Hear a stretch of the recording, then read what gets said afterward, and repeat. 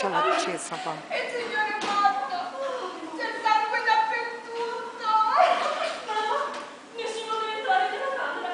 Non bisogna toccare nulla prima dell'arrivo della polizia. È vero, lo dicono sempre, ignari di non toccare mai nulla. Ma io voglio entrare, dammi la chiave. La darò solo al commissario.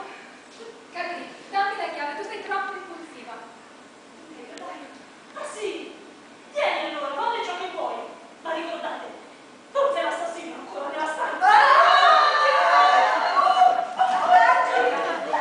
Piano, piano, e prendetevi i sali nella stanza del bagno. Ho visti! Ecco, questo è per la testa. Sì, datele anche una botta in testa. Magari si rimette a posto il cervello. Povero Marcel! Gli affari gli andavano così male, si è suicidato! Sì, pugnalandosi nella schiena. Sto bene!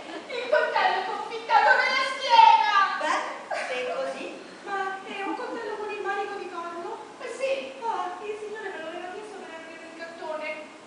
Mamma, ma la sorella di papà è tornata in città. Papà mi aveva scritto questo nell'ultima lettera. È giusto, bisognerà avvertirla. Che razza di idee! Una donna simile, dopo la vita vissuta a Parigi, che viene da fratello ricco.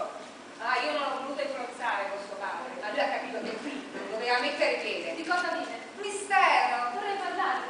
Ma non in questa casa. Andrò a trovarla. Piuttosto bisogna telefonare alla polizia. Mi aveva scritto anche troppo.